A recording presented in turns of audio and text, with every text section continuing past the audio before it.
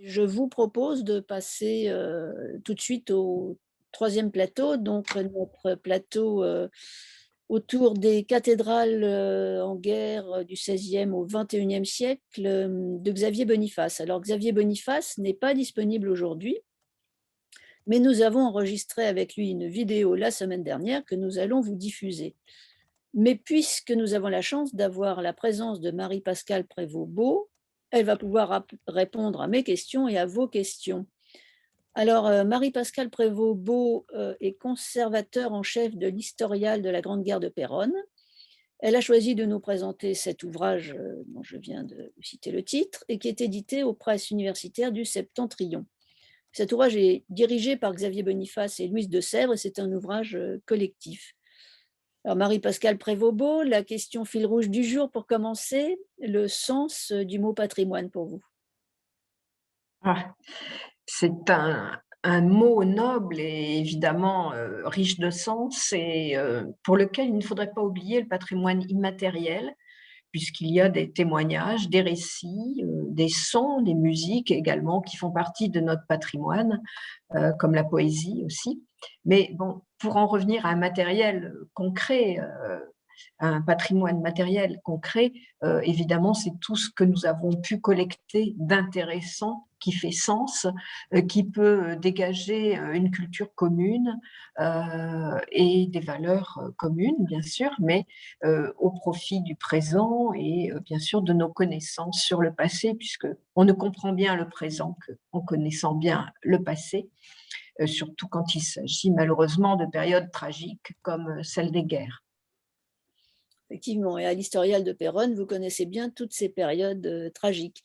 Quelques mots tout d'abord sur votre parcours et ce qui vous a amené à choisir le métier que vous exercez aujourd'hui à l'Historial. Alors, je suis historienne de l'art et cela fait 27 ans très exactement que je suis à l'Historial de la Grande Guerre. Voilà, parce que je suis une passionnée de ce tout début du XXe siècle et à travers des personnages aussi, puisque précédemment j'étais à Rochefort-sur-Mer, conservatrice de la maison de Pierre Loti et du musée d'art et d'histoire de Rochefort-sur-Mer. Donc, voilà, j'avais déjà une certaine sensibilité sur des personnages qui sont passés comme cela du 19e au 20e siècle et de la transformation de la société justement à travers cette période très, très sensible qui tend vers l'industrialisation, vers une société beaucoup plus difficile, mais aussi plus riche et complexe. Voilà, nos collections, ben, elles sont pluridisciplinaires à l'Historial et riches de tout ce qui fait sens sur une société en guerre. Allemagne, France, Grande-Bretagne, puisque nous sommes un musée d'histoire comparée de la Grande Guerre, et c'est quelque chose évidemment qui est tout à fait passionnant pour nous obliger à sortir du côté franco-français, qui est souvent trop facilement prise en compte et le centre de recherche de l'Historial est là pour nous le rappeler. Cette dimension internationale, évidemment, est très, très importante pour nous puisque c'est une guerre mondiale, la guerre de 14-18, et nous la voyons trop souvent à l'aune de notre petite portion du front occidental, alors que des choses se passaient sur le front d'Orient et euh, bien au-delà de nos contrées, et avec des conséquences évidemment très importantes dont on mesure encore les conséquences aujourd'hui. Tout à fait. Quelles sont les missions d'une conservatrice en chef dans un lieu spécifique comme l'Historial? Alors, c'est conserver un patrimoine et comme le disait ma collègue bibliothécaire d'Abbeville, eh bien, c'est préserver ce patrimoine, s'assurer qu'il va pouvoir être pérennisé, traverser les décennies, peut-être les siècles, mais donc lui assurer de bonnes conditions de conservation, des restaurations si nécessaire, mais le mettre évidemment en exposition, permettre au public de le découvrir, d'y accéder quand il s'agit de documents d'archives, d'ouvrages, d'estampes, de dessins que nous conservons évidemment en réserve, puisque les musées n'exposent généralement qu'une infime partie de leur collection. En tout cas, ce qui est le cas pour nous, puisque nous avons une dominante papier au sens large qui est très, très importante, mais qui montre que voilà, le patrimoine, c'est aussi souvent un patrimoine écrit, imprimé, dessiné, reproduit, mais qui est un témoin, un outil très, très important pour aborder cette période très riche qui continue évidemment de fasciner tout le monde encore aujourd'hui, après le centenaire de la Première Guerre mondiale. Je dirais que le centenaire a relancé d'ailleurs l'intérêt du public. Oui, tout à fait. Et on sent quand même que si l'intérêt a un tout petit peu faibli, il est quand même encore très présent, puisque j'ai encore des propositions de dons, de ventes, bien sûr, pour enrichir nos collections. Et évidemment, on ne connaît pas tout encore de cette période qui est évidemment très polysémique, très, très, très riche, très intense et qui concerne l'homme avant tout, ainsi que les sociétés. Alors pourquoi vous avez choisi d'évoquer l'ouvrage de Xavier Boniface consacré à l'histoire des cathédrales en guerre du XVIe siècle à aujourd'hui? Parce que bah, c'est un ouvrage très, très intéressant qui touche le patrimoine bâti et en même temps le domaine des représentations que ces cathédrales, que ces basiliques ont eues pendant la guerre par la voix des poètes, des écrivains, par l'image photo reproduite dans les journaux de l'époque. Et c'est en même temps rappeler que ces vaisseaux de pierre que l'on sentait pérennes, indestructibles, eh bien, ont été très menacés, très fragilisés pendant ce conflit, surtout la cathédrale de Reims et celle de Verdun, qui sont les deux principaux figurants, si je puis dire, de cet ouvrage, parce qu'ils ont été des emblèmes très forts. Ils ont fait l'objet d'anthropomorphisme en même temps, puisqu'on les a décrits comme des victimes, comme des êtres blessés qu'il faut soigner et à qui il faut assurer une survie coûte que coûte. Donc, il y a une instrumentalisation des photos en même temps pour exagérer le fait que c'est l'ennemi qui bombarde, qui maltraite ces édifices, alors que bien souvent, ça n'est pas forcément le cas, puisque tout le monde bombarde des lieux stratégiques qui sont des lieux d'observation privilégiés pour les militaires. Mais en tout cas, ce patrimoine-là, très, très sensible, se rattache aussi à tout le domaine de la spiritualité. Et en période de guerre, il y a un retour à la religion, il y a un regain de foi très, très important. Et si les églises, les édifices près du front, de la zone du front sont menacés, évidemment, cela touche un public très, très large et cela touche l'imaginaire de tous les contemporains. Euh, voilà, enfin, je pourrais parler après aussi Oui. de la dimension internationale qui existe bien à travers les différents articles de cet ouvrage, puisque il est fait état d'autres guerres et d'autres pays comme l'Espagne ou l'Italie, entre autres, d'autres cathédrales comme Orléans qui a été bien malmené en 1870 du fait d'un incendie causé par des Français, pas par l'ennemi. Donc voilà, il y a une relativisation aussi de cette notion de cathédrale victime, mais une mine de connaissances sur justement le patrimoine en danger durant une guerre, quelle qu'elle soit. En tout cas, c'est un ouvrage très original. Alors merci Marie-Pascale Prévost-Beau pour cette présentation qui va maintenant être complétée par la diffusion de la vidéo avec Xavier Boniface qui présente son ouvrage. L'idée est née au moment du centenaire de la Grande Guerre. Une exposition a été organisée, une exposition de photographie ancienne a été organisée, et documents anciens a été organisé dans la cathédrale d'Amiens. Et on s'était dit, il y a plusieurs, mais il faudrait faire quelque chose autour de cette thématique de la cathédrale en 14-18. Alors c'est parti de l'idée de la cathédrale d'Amiens, puis des cathédrales en France pendant la Première Guerre mondiale. Et puis, de discussion en discussion, nous sommes arrivés à avoir une vision beaucoup plus large dans l'arc chronologique, puisqu'on remonte au XVIe siècle et on va jusque, en gros, l'après 1945, en étant d'ailleurs rattrapé par l'actualité, puisque on évoque d'ailleurs dans l'ouvrage une cathédrale de Homs en Syrie qui est touchée par des bombardements.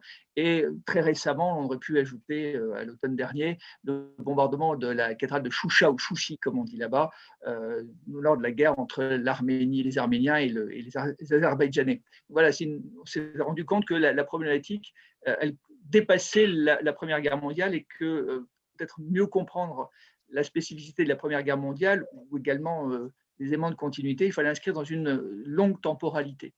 Et on s'est intéressé aussi à toutes les représentations qu'il y a derrière la cathédrale. Quand on parle cathédrale Première Guerre mondiale, on pense tout de suite à Reims, inévitablement, mais il n'y a pas seulement Reims, il n'y a pas seulement des destructions, il y a aussi ce sont des lieux de mobilisation, ce sont des lieux aussi qui vue-là, élargir le propos. Alors, des choses sur le patrimoine pendant la Première Guerre mondiale, il y en a eu un certain nombre. Et donc, on voulait avoir un axe un petit peu plus original autour de la cathédrale. Très bien. Alors, la puissance symbolique de la cathédrale est inégalée en Europe et on l'a vu pour l'incendie de Notre-Dame de Paris en 2019. Est-ce à dire que la cathédrale est un fort marqueur de nos identités nationales? Alors, certaines cathédrales, celle de Reims en particulier, sont traitées dans les lieux de mémoire de Pierre Nora, justement comme élément dans lequel s'inscrit la mémoire, enfin, comme élément d'inscription de la mémoire nationale. Et en effet, nous avons, en particulier peut-être en France et dans l'Europe occidentale, le grand moment de construction des cathédrales, qui est le Moyen-Âge, a entraîné un développement énorme de ce type d'édifices gigantesques, majestueux. Et donc, je pense que l'Europe occidentale s'identifie aussi par rapport à ces monuments. On va retrouver dans d'autres régions, mais vraiment, et on l'associe d'ailleurs en plus à l'art gothique. Voilà, il y a toute une association, alors que la cathédrale, par définition, n'est pas spécifiquement gothique. Il y a beaucoup de cathédrales gothiques, mais le bâtiment lui-même ne se justifie pas par le gothique. Il y en a qui ont été construites avant, il y en a qui ont été construites après, mais on l'associe au gothique. Et c'est peut-être aussi pour ça qu'il y a cette cristallisation mémorielle et identitaire autour de la cathédrale. Et en plus, pour la Première Guerre mondiale, ça s'inscrit dans un débat aussi sur l'origine du gothique, puisqu'il y a un grand débat scientifique et idéologique, il faut bien le reconnaître, entre historiens français et allemands sur l'origine du gothique au XIXe siècle. Oui, puis c'est le 19e siècle qui a vraiment mis un coup de projecteur sur le gothique en inventant la moitié, plus ou moins. Mais donc du coup, c'est effectivement, je pense, un enjeu franco-allemand, plus que… Tout à fait. Alors, dans la redécouverte du gothique au XIXe siècle, il y a évidemment le courant romantique, hein, c'est Victor Hugo, entre autres. Donc, il y a aussi cette dimension culturelle, enfin, liée à la fois un courant artistique, littéraire, esthétique. Et l'Allemagne, comme la France, sont profondément marquées aussi par l'héritage romantique. Et on va en voir l'une des traductions au moment de la Première Guerre mondiale. Alors, quel rôle a joué la littérature dans la prise de conscience de l'importance symbolique de la cathédrale? Alors, il y a deux types de littérature. Je veux dire, il y a la littérature très grand public, aussi bien la presse, enfin, voilà, les discours autour notamment de Notre-Dame de la cathédrale de Reims, et puis plus généralement aussi des ouvrages des écrits d'écrivains, de poètes, d'artistes qui ont écrit sur les cathédrales, en particulier des anglo-américains. Et puis on peut penser aussi, mais ça c'est un petit peu avant, c'est avant la guerre de 14, Peggy aussi qui évoque la cathédrale, très, très marquée par le cathédrale de Chartres. Et donc ses écrits en sont aussi imprégnés. Voilà, il consacre un ouvrage.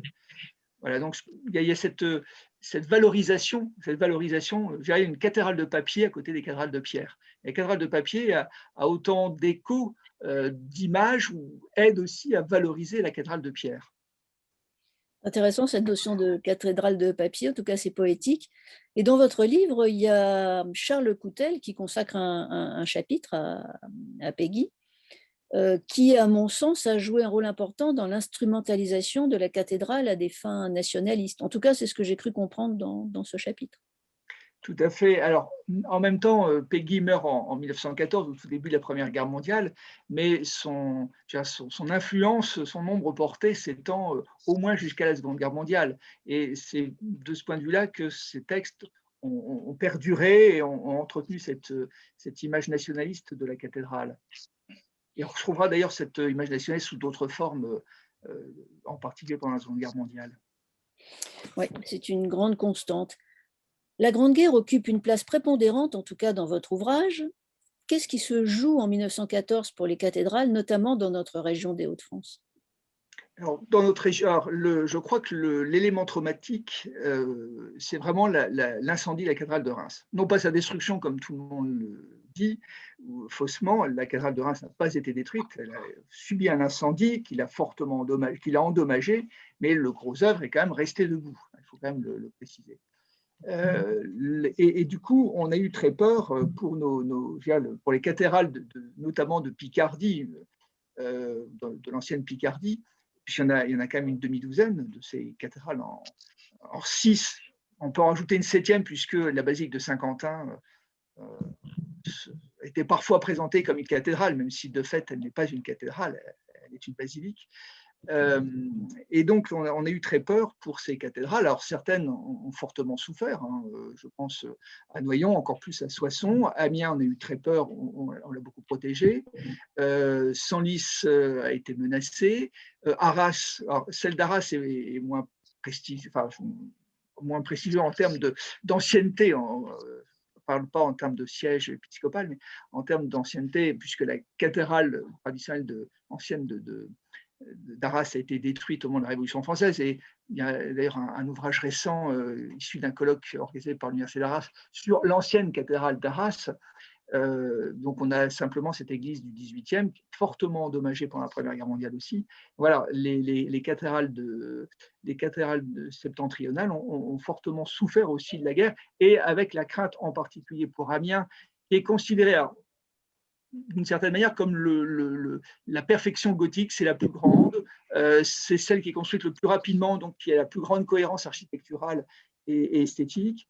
Et donc on a eu très peur aussi pour la cathédrale d'Amiens. Du coup, il y a ce modèle ou ce contre-modèle de Reims qui fait aussi découvrir ou redécouvrir plutôt ces autres cathédrales, et notamment dans une terre qui est profondément marquée par, en gros, les origines du gothique, des régions où le gothique s'est développé en premier, dans l'Île-de-France, la Picardie, la Normandie, sont vraiment les régions où se développe le gothique.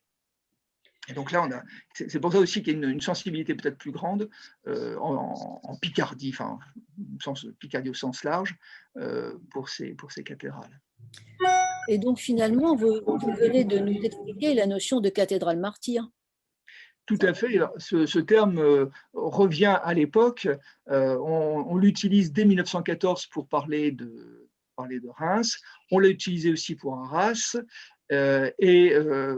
Alors, on n'est plus dans un temps de guerre, mais Notre-Dame de Paris, en retrouvant bien les textes, on pourrait retrouver aussi des tournures qui évoquent, alors, si le terme n'est pas utilisé, au moins des images sont utilisées du martyre de la cathédrale.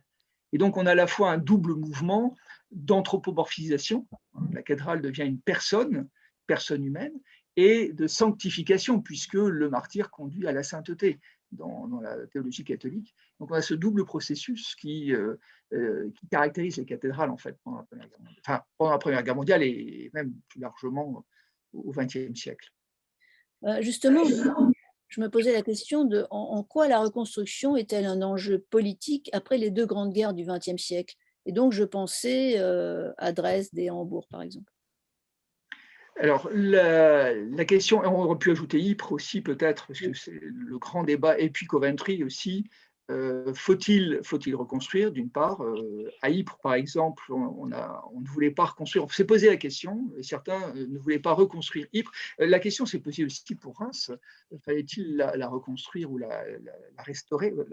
c'était une question de restauration, ou garder des ruines comme signe, symbole, exemple de l'horreur de la guerre, voire de l'horreur des barbares, donc de l'adversaire, pour les générations suivantes.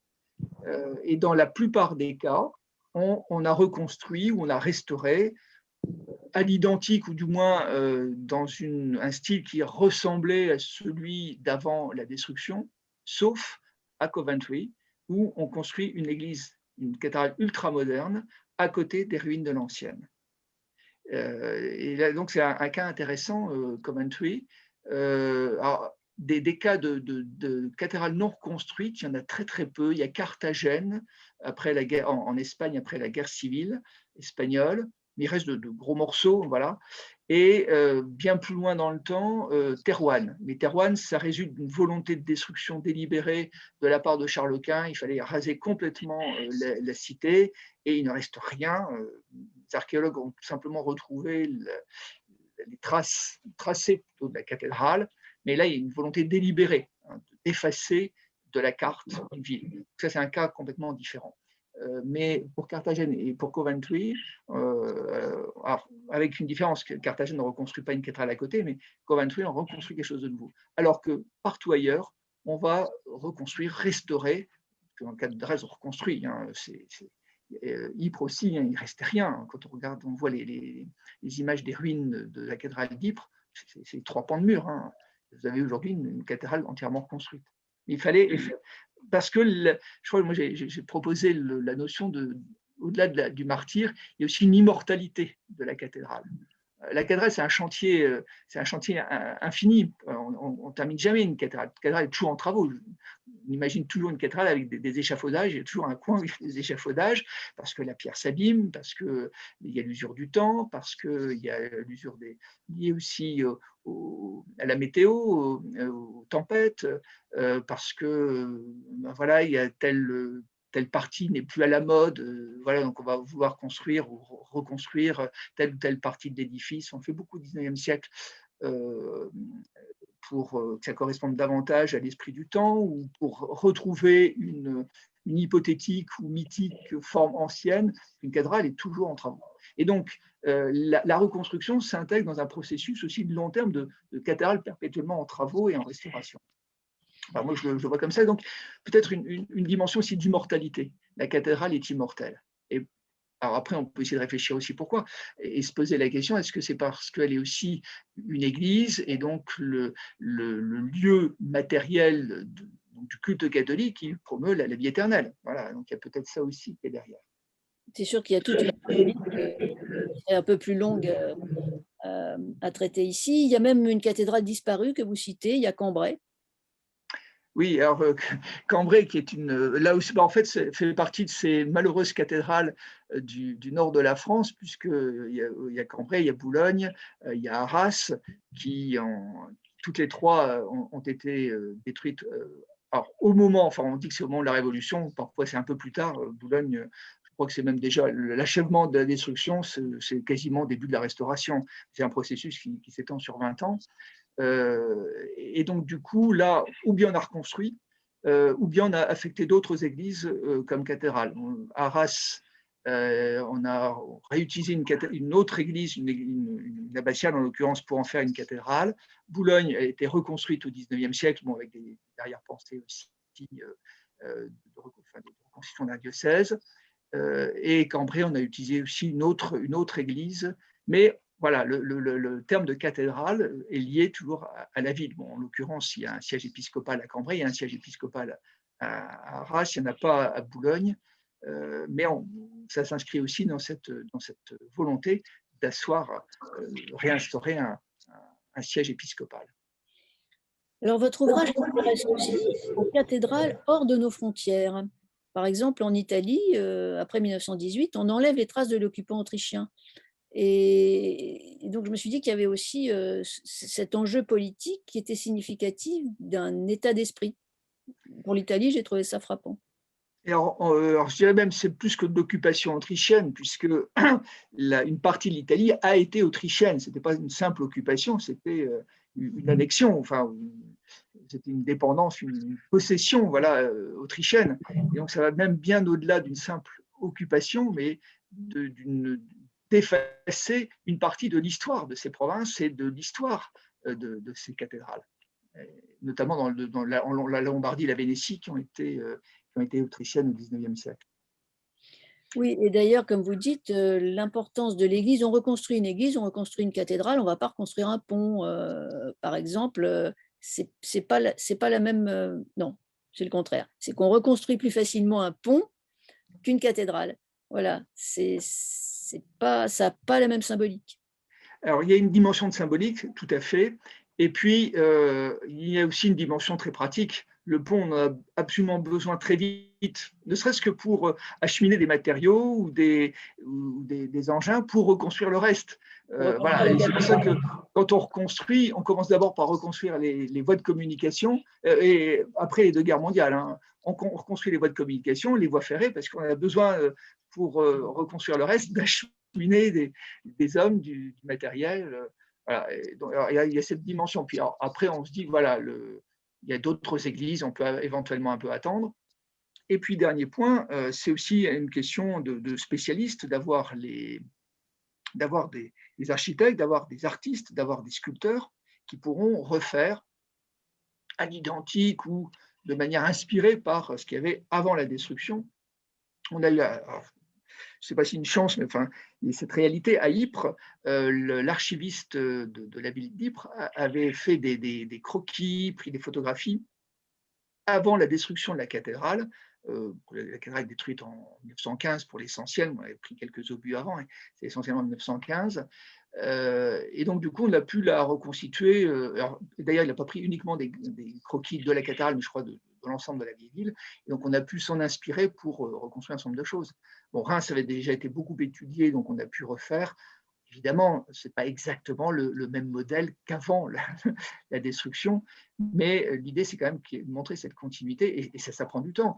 Je crois, alors c'est la fin de la reconstruction de Notre-Dame de la cathédrale de Reims. Je crois que c'est 1939, hein, donc il faut plus de 20 ans. Et encore, c'est relativement rapide.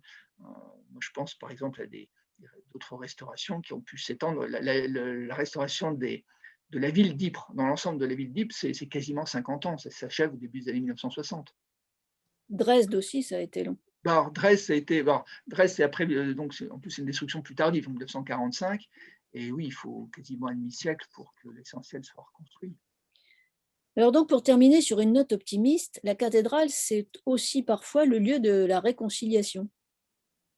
Tout à fait. Et je pense que c'est un point qu'on a abordé dans l'ouvrage, qui mériterait peut-être même un ouvrage à part entière. Alors, ça se faisait au Moyen Âge. Je crois que je cite un historien qui évoque notamment une rencontre à Arras, dans la cathédrale d'Arras, la première cathédrale d'Arras, au XIVe siècle. Mais et on va retrouver un petit peu cela en France, oui, essentiellement en France. Je pense en particulier, encore à Reims, mais une des rencontres d'Adenauer et de Gaulle se fait à Reims, précisément. On allait à un lieu de réconciliation politique dans un espace religieux, alors que aussi bien l'Allemagne que la France sont des pays en voie de sécularisation. Alors, Coventry, c'est encore un petit peu différent, mais il y a aussi une dimension une dimension davantage religieuse de réconciliation, puisqu'il y a une croix en clous, et donc il y a des échanges, des copies de croix en clous qui se font notamment avec l'Allemagne. Il y a des liens notamment entre Dresde et Coventry, cathédrales détruites, des villes détruites. Voilà. Donc là, mais on est plus dans l'ordre du religieux. Mais en même temps, si on reste sur la théologie chrétienne, alors pour le coup chrétienne, puisqu'on a affaire à la fois autrefois des luthériens à Dresde et puis des anglicans à Coventry, il y a aussi l'un des cœurs du christianisme, c'est quand même la notion de réconciliation.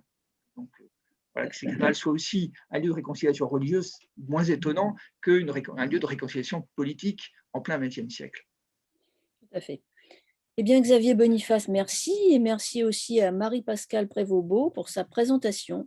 Je rappelle le titre de l'ouvrage dont nous venons de parler, Cathédrale en guerre, 16e, 21e siècle, paru aux éditions des presses universitaires du Septentrion.